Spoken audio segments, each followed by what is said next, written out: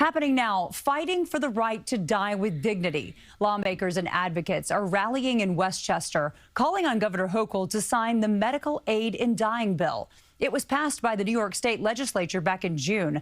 Lisa Rozner spoke with people who feel strongly on both sides. Dr. Jeremy Bowl has ALS. The Columbia County resident has become partially paralyzed since leaving his job 2 years ago. I know I'm going to die from my illness.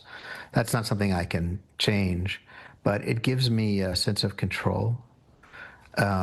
Should I reach a point where, my suffering is, unbearable. He's talking about medical aid in dying, or MAID. A New York State bill sits on Governor Hochul's desk that would legalize giving terminally ill patients, those who have 6 months or less to live, the option to have a doctor prescribe them a mixture of a lethal medication. I fear suffering.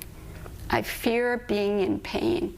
Hartsdale resident Eileen Kaufman says she's in remission from ovarian cancer, but the battle forced her to think about the end of life. She wants the option for MAID. Mandy Zucker is a former hospice social worker and director of the nonprofit that's been pushing for the bill in New York for a decade. We hear from people who are looking to travel all around the country and even out of the country so that they can access this option, which means that they can't die in their own home, in their own beds, surrounded by their own family. In a heated debate in April, Assembly members in opposition pushed for the state to first address inequitable access to hospice care and other issues. I am concerned. What happens when a person says, I don't want to take this drug anymore, and people do it all the time? Is there a safe way to dispose it?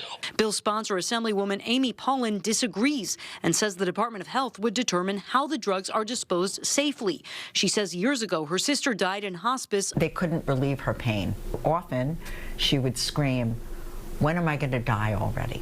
The State Catholic Conference is critical, citing there's no mental health evaluation unless a doctor requests it. This bill is probably the most permissive assisted suicide legislation in the country. There's so many holes in this bill that I think it would be, ripe for abuse. Lisa joins me now. So exactly how does this bill work? So you have to be 18 years old and terminally ill, as I said in the piece. You have to put in writing your request for this and have 2 witnesses attest to that. Proxies cannot do this, though. How does the governor, where does she stand on it as of right now? Yeah, so her spokesperson said she will review the bill. She did get this question in September asking, do you have any moral qualms about this, Governor? And she said she is able to separate her personal beliefs from what is right for New Yorkers. She said it's a weighty decision. There's a lot of passion on both sides, and that she's confident she'll come to the right decision between now and the end of the year. So time is running out. All right, we'll stay tuned. Thank you so much, Lisa.